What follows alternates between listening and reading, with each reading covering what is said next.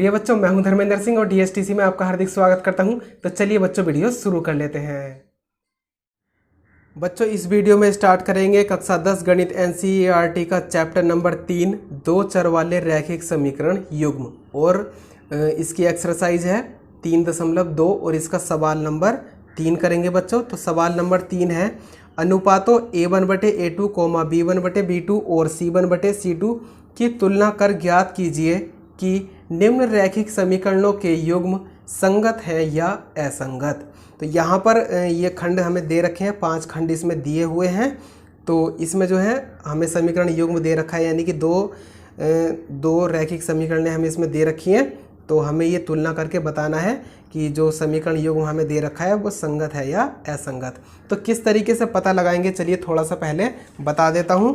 तो यहाँ पर देखिए, जैसे हमने ये सवाल नंबर ये किया था, सवाल नंबर 2 के तृतीय खंड किए थे, कुछ ऐसे ही है, बस लास्ट में 1-2 लाइन इसकी बदल जाएंगी। तो यहाँ पर केवल लास्ट वाली जो लाइन है केवल वही बदलेगी, पूरा सवाल ऐसे ही रहेगा।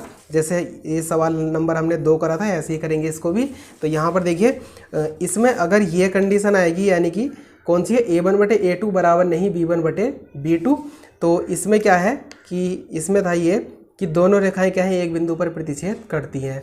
तो यहाँ पर जो समीकरण युग्म है हमारा क्या होता है, संगत होता है। मैंने बिल्कुल ठीक से लिखाया है। इस एक्सरसाइज की सबसे पहली वाली जो वीडियो है, यानी कि एक्सरसाइज 3.2 का जो पार्ट 1 है, उसमें मैंने यही सब कुछ उसमें बताया है, तो वो वीडियो देख लेना।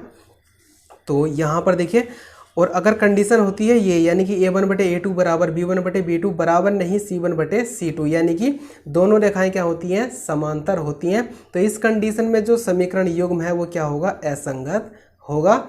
और आगे है, अगर कंडीशन आती है हमारी ये a1/a2 बराबर b1/b2 बराबर c1/c2, तो यहाँ पर अगर ये कंडीशन आती है तो इसमें रेखाएं क्या होती है, दोनों रेखाएं समपाती होती हैं। और इस कंडीशन में क्या होता है, समीकरण युग्म हमारा क्या होता है, संगत होता है। तो यहाँ पर देखिए बच्चों, इसको उल्टा सीधा याद करने की कोशिश मत करना, वरना भूल जाओगे। तो बस इसी तरीके से याद करना है कि जो समांतर की कंडीशन है, यानी कि ये केवल इस कंडीशन में जो समीकरण युग्म है वो क्या होगा, असंगत होगा।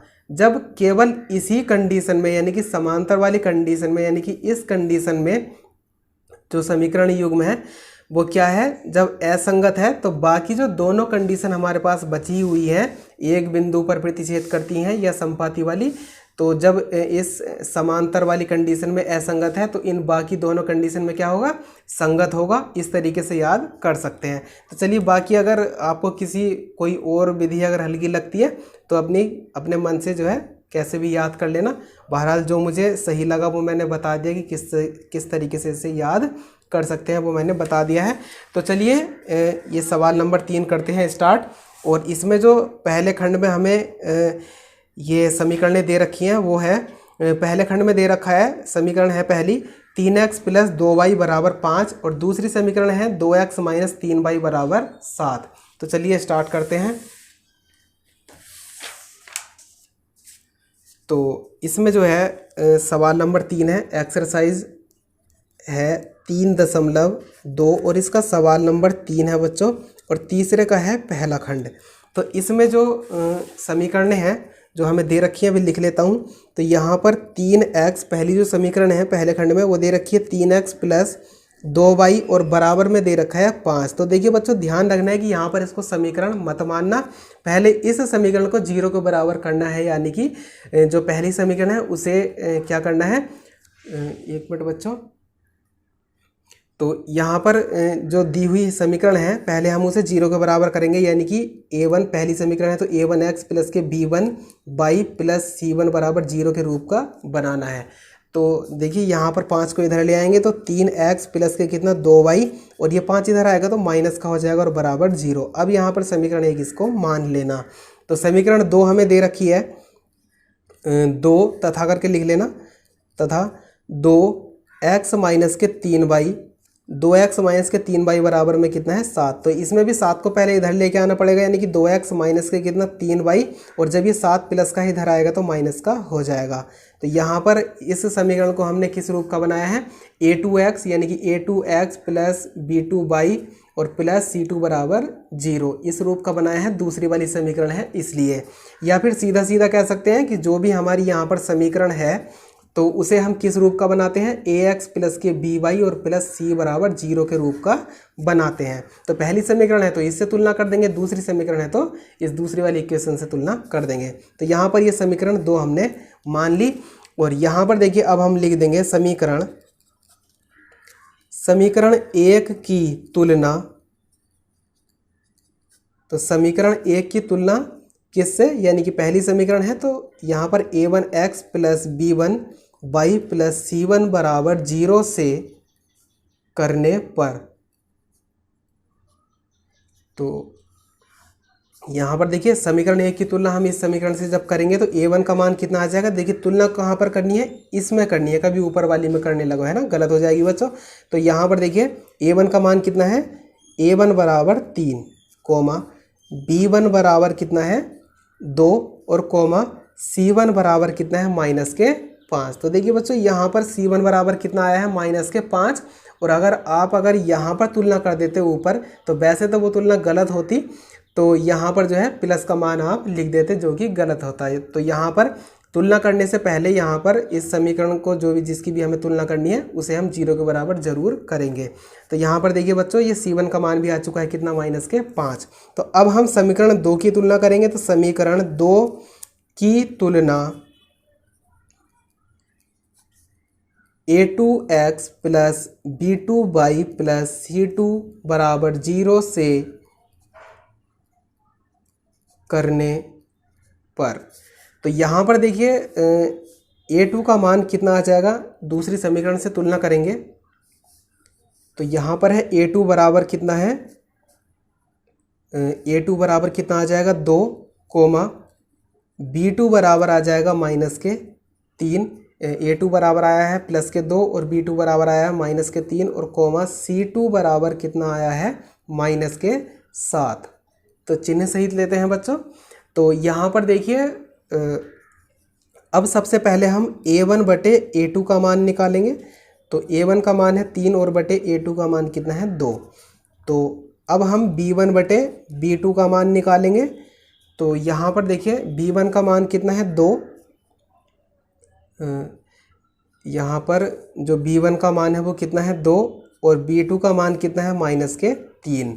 और अब देखिए यहाँ पर जैसे मैंने जो प्रश्न नंबर 2 था उसमें बताया था कि अगर a1 बटे a2 और b1 बटे b2 अगर इन दोनों के मान अगर बराबर नहीं आए हैं तो c1 बटे c2 का मान निकालने की आवश्यकता नहीं है। अगर ये दोनों मान बराबर आएंगे तभी हमें c1 बटे c2 का मान निकालना है। तो क्योंकि अगर जब ये दोनों मान बराबर नहीं आते हैं, जैसे कि इसमें दोनों मान बराबर नहीं आए हैं, तब c1 बटे c2 का मान निकालने की आवश्यकता ही नहीं है। तो उस कंडीशन में हम जब c1 बटे c2 का मान निकालने की आवश्यकता ही नहीं है तो c1 बटे c2 का मान हम क्यों निकालें बिना फालतू में ही। तो यहाँ पर देखिए कोई आवश्यकता नहीं है उसकी c1 बटे c2 की, क्योंकि ये दोनों मान बराबर नहीं आए हैं। तो हम c1 बटे c2 का मान नहीं निकालेंगे। तो यहाँ पर अब हम लिख देंगे चूँकि a1 बटे a2 बराबर नहीं b1 बटे b2। तो देखिए यहाँ पर हमने लिख लिया है चूँकि a1 बटे a2 बराबर नहीं b1 बटे b2। क्यों नहीं है बराबर, क्योंकि इन दोनों के मान क्या है बराबर नहीं है, ये मान और ये मान क्या है बराबर नहीं है, इसलिए हमने ये लिख लिया है। तो यहाँ पर इस तरीके से लिख सकते हैं कि देखिए चूँकि a1 बटे a2 बराबर नहीं b1 बटे b2, यानी कि चूँकि a1 बटे a2 बराबर नहीं b1 बटे b2, अर्थात ये जो कंडीशन है किसकी है वो हम लिख लेते हैं, अर्थात दोनों समीकरणों द्वारा निरूपित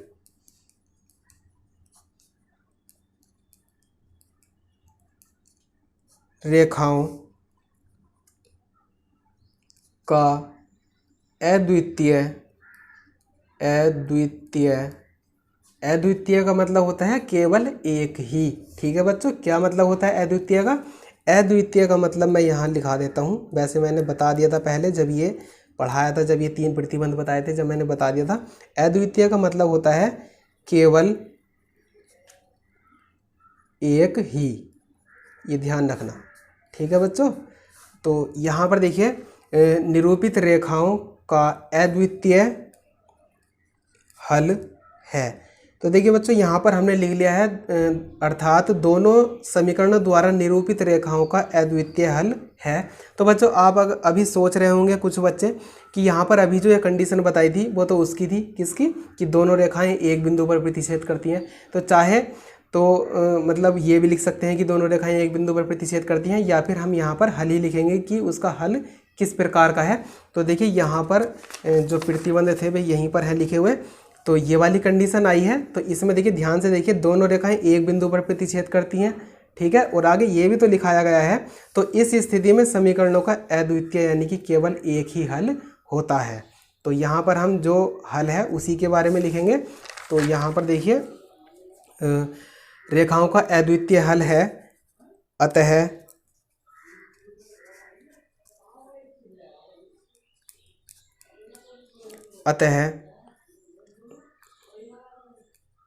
दिया गया समीकरण युग्म किस प्रकार का है। तो देखिए बच्चों मैंने बताया था कि केवल समांतर की कंडीशन में असंगत होगा, बाकी जो दोनों कंडीशन है तो उसमें क्या होगा, ये जो है संगत होगा। केवल समांतर की कंडीशन में असंगत होगा और बाकी दोनों कंडीशन में क्या होगा, संगत होगा। तो यहाँ पर अतः दिया गया समीकरण युग्म संगत समीकरण युग्म है। यहाँ पर हमने लिख लिया है अतः दिया गया समीकरण युग्म संगत समीकरण युग्म है। तो केवल इसमें यही बताना था। तो बच्चों ये जो खंड है तीसरे का पहला ये कंप्लीट हो चुका है। तो चलिए स्टार्ट करते हैं अगला खंड। तो इसका जो सेकंड नंबर है, सेकंड नंबर स्टार्ट करते हैं। तो सेकंड नंबर में जो हमें समीकरणें दे रखी हैं वे मैं लिख लेता हूँ। तो इसमें दे रखा है 2x - 3y = 8। तो इसमें है पहली समीकरण दे रखी है 2x - 3y = 8। तो इसमें देखिए बच्चों यहाँ पर ये 8 भी इधर दे रखा है दूसरे पक्ष में, तो इसको भी LHS में लेके आएंगे, RHS में दे रखा है। तो क्योंकि हमें जो है जो समीकरण है उसे हमें इस रूप का बनाना है ax + by + c = 0 के रूप का।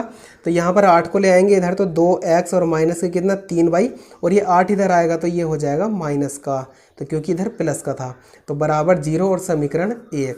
तो दूसरी जो समीकरण है वो हमें दे रखी है, तथा दूसरी समीकरण दे रखी है 4x - 6y और बराबर में दे रखा है 9। तो यहाँ पे 9 को हम ले आएंगे इस पक्ष में LHS में। तो यहाँ पर 4x और माइनस के 6y, और ये जो 9 है इधर प्लस का इधर आके माइनस का हो जाएगा और बराबर में 0। तो यहाँ पर ये है समीकरण 2। तो यहाँ पर देखिए बच्चों समीकरण 1 की तुलना कर देंगे जैसे अभी हमने पिछले खंड में किया था। तो समीकरण 1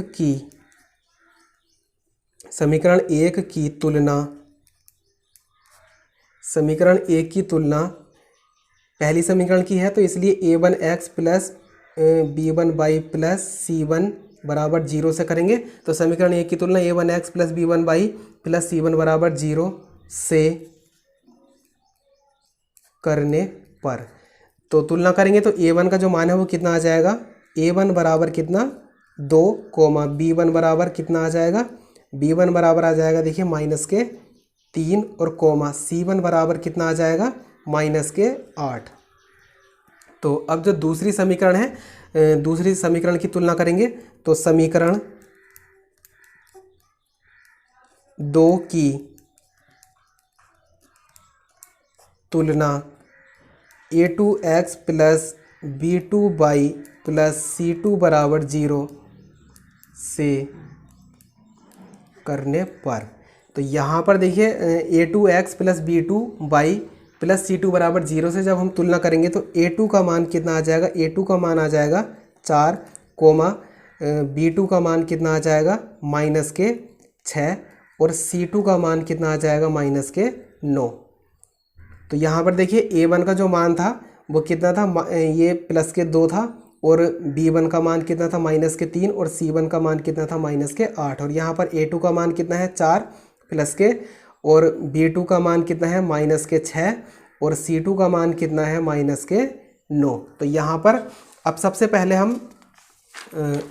पहले हम मान निकालेंगे A1 बटे A2 का। तो A1 बटे A2, A1 बटे A2, तो A1 बटे A2 का मान दे रखा है। तो A1 बटे A2 का मान हमें दे रखा है, यानी कि दे क्या रखा है, A1 बटे A2 का मान तो हमें निकालना है। तो A1 का मान हमें दिया हुआ है कितना, A1, यहाँ पर देखिए बच्चों, A1 का मान हमें कितना दे रखा है 2, और बटे A2 का मान कितना दे रखा है 4। तो इसे सरलतम रूप में लिख सकते हैं, तो लिख लेंगे। तो 2, दोनों ही संख्याएं 2 से कट जाएंगी, तो 2 एकम 2 और 2 दूनी 4। तो यहाँ पर आ जाएगा 1 बटे 2। तो अब हम मान निकालेंगे B1 बटे B2 का। तो B1 बटे B2 का मान निकालने के लिए B1 का जो मान है वो हमें दे रखा है माइनस के 3, और बटे B2 का मान दे रखा है माइनस के 6। तो माइनस से माइनस कट जाएगा, और दोनों ही संख्याएं 3 से कट जाएंगी, 3 एकम 3 और 3 दूनी 6। तो यहाँ पर आ जाएगा 1 बटे 2। तो ये दोनों ही मान बराबर आए हैं। तो अब हमें C1 बटे C2 का मान भी निकालना पड़ेगा। तो C1 बटे C2 का मान निकालने के लिए C1 और C2 का मान रखेंगे। तो C1 का मान कितना है माइनस के 8, और बटे C2 का जो मान है, C2 का मान कितना दे रखा है माइनस के 9। तो यहाँ पर माइनस से माइनस कट जाएगा, तो बस ये मान केवल इतना ही रहेगा। तो यहाँ से ये जो है 8 बटे कितना आ जाएगा 9 आ जाएगा। तो यहाँ पर अब देखिए ये जो कंडीशन आई है हमारी कौन सी आई है कि A1 बटे A2 और B1 बटे B2 के मान तो हैं बराबर। तो यहाँ पर लिख लेंगे चूँकि A1 बटे A2 और बराबर कितना B1 बटे B2, ये दोनों मान बराबर हैं, और C1 बटे C2 का जो मान है ये बराबर नहीं है। तो यहाँ पर देखिए लिखा है कितना, चूँकि A1 बटे A2 बराबर B1 बटे B2, क्योंकि A1 बटे A2 और B1 बटे B2 इन दोनों के मान क्या हैं बराबर हैं। और आगे है बराबर नहीं C1 बटे C2, क्योंकि C1 बटे C2 का जो मान है वो इन दोनों के मान के बराबर नहीं है। ये 1 बटे 2 है, ये भी 1 बटे 2, लेकिन ये कितना है 8 बटे 9। तो इसलिए हमने इसमें क्या लिख लिया है कि A1 बटे A2 बराबर B1 बटे B2 बराबर नहीं C1 बटे C2। तो ये जो है देखिए बच्चों, ये जो कंडीशन है वो किसकी है, तो इसमें मैं लिख देता हूँ अर्थात। ये जो कंडीशन है वो समांतर की कंडीशन होती है। तो यहाँ पर लिख देंगे अर्थात दोनों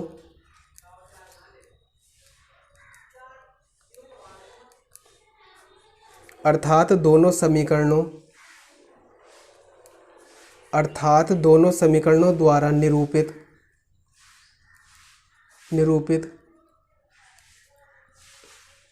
रेखाओं का। अब देखिए समांतर की जो कंडीशन होती है, समांतर की कंडीशन में जो समीकरणें हमें दी हुई होती हैं उनका कोई भी हल नहीं होता है। तो दिखा देता हूँ, ये मैंने जो प्रतिबंध लिखाए थे उसमें सब कुछ लिखाया है, तो ये वीडियो ज़रूर देखना बच्चों। तो यहाँ पर मैं इस वीडियो की बात कर रहा हूँ, ये जो पार्ट 1 था, यानी कि जिस वीडियो में मैंने प्रतिबंध बताए हैं, इस वीडियो की बात कर रहा हूँ। तो इस वीडियो को ज़रूर देखना, तभी जो है आगे की वीडियो समझ में आएंगी, यानी कि आगे के सवाल तभी समझ में आएंगे, वरना बिना इन प्रतिबंधों के ये सवाल समझ में नहीं आएंगे। तो यहाँ पर देखिए जब ये कंडीशन आती है समांतर की, तो इसमें समीकरणों का, इस स्थिति में समीकरणों का कोई हल नहीं होता। तो यहाँ पर हम हल के बारे में ही लिखेंगे। तो यहाँ लिखेंगे अर्थात दोनों समीकरणों द्वारा निरूपित रेखाओं का कोई हल नहीं है, अतः देखिए बच्चों यहाँ पर हमने लिखा है अर्थात दोनों समीकरणों द्वारा निरूपित रेखाओं का कोई हल नहीं है, अतः दिया गया समीकरण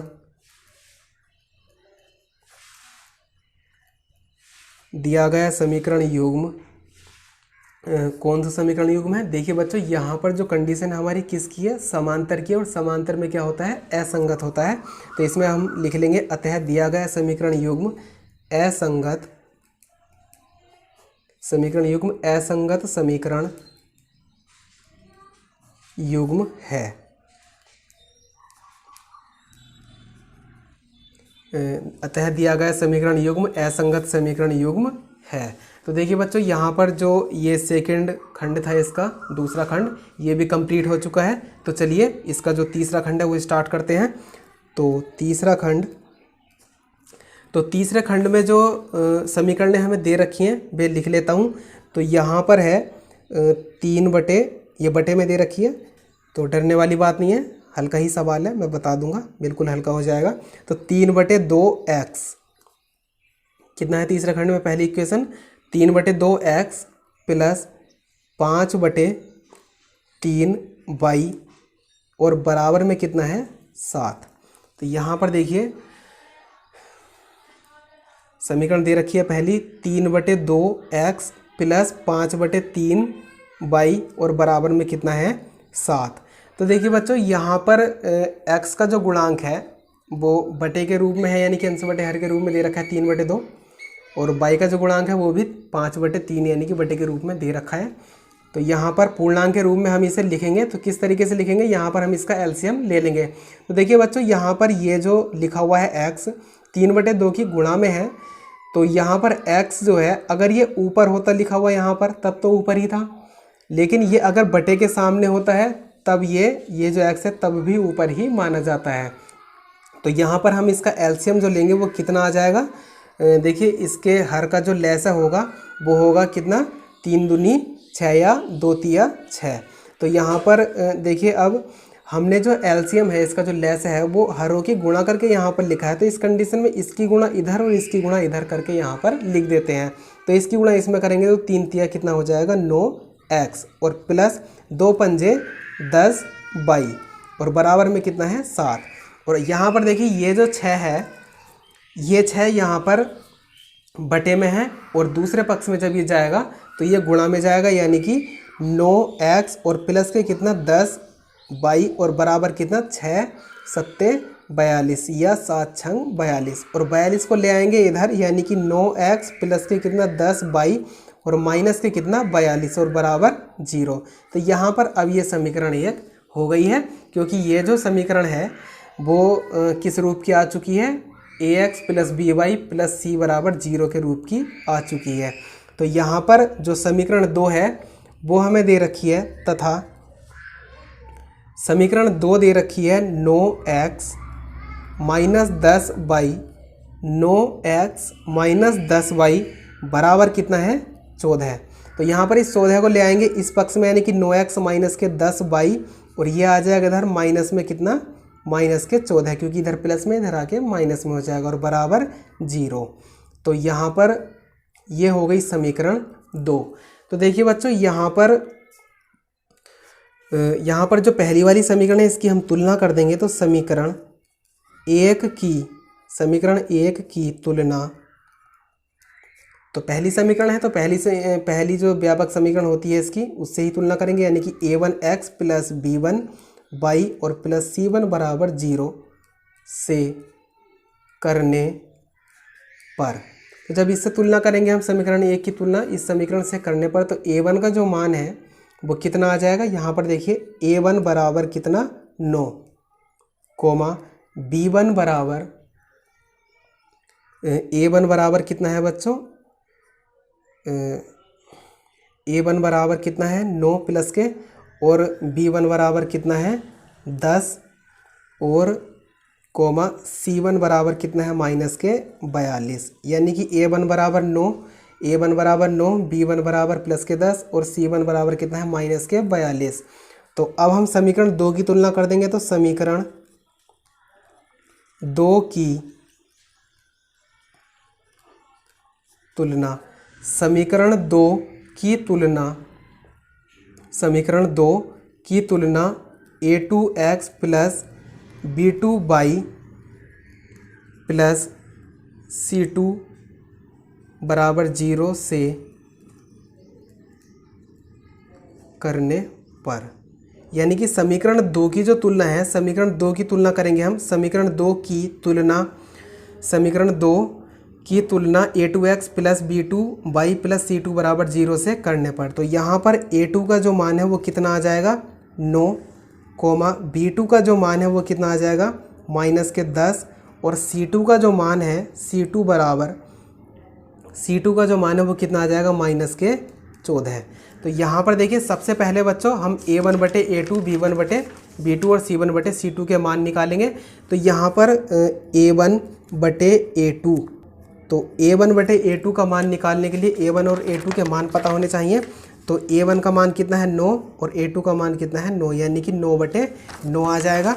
तो यहाँ पर ये आ जाएगा 9 बटे 9, तो ये 9 से 9 कट जाएगा, 9 एकम 9, तो ये बराबर में कितना आ जाएगा 1 आ जाएगा। और अब यहाँ पर हम B1 बटे B2 का मान निकालेंगे।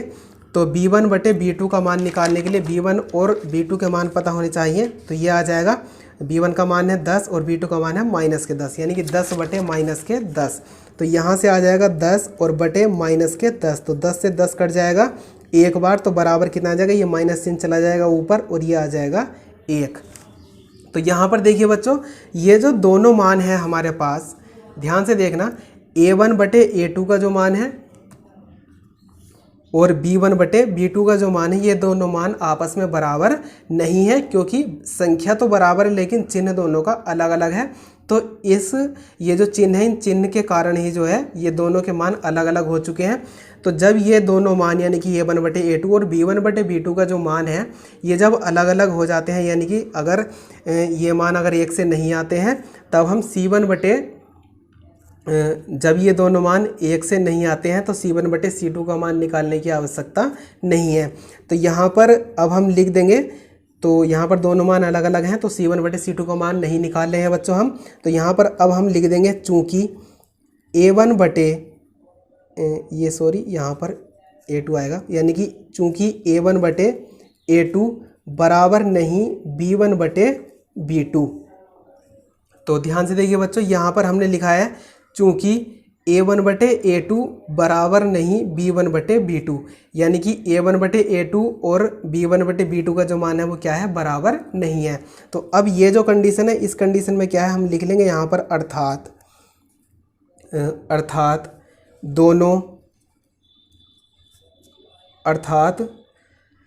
दोनों समीकरणों द्वारा निरूपित रेखाओं का अद्वितीय हल है। तो देखिए ये जो कंडीशन है बच्चों किसकी है, जब दो रेखाएं जो है आपस में एक बिंदु पर प्रतिच्छेद करती हैं, यानी कि इस तरीके से, यानी कि दो रेखाएं आपस में प्रतिच्छेद करती हैं, तो उसकी कंडीशन है ये। तो इस कंडीशन में क्या है कि जो समीकरणों का जो हल है वो क्या होता है, अद्वितीय हल होता है, यानी कि केवल एक ही हल होता है। यानी कि जिस बिंदु पर यहाँ पर ये दोनों रेखाएं प्रतिच्छेद कर रही हैं यही इसका हल होता है, यानी कि केवल एक ही बिंदु इसका हल होता है। तो यहाँ पर हमने लिख लिया है अर्थात दोनों समीकरणों द्वारा निरूपित रेखाओं का अद्वितीय हल है। अतः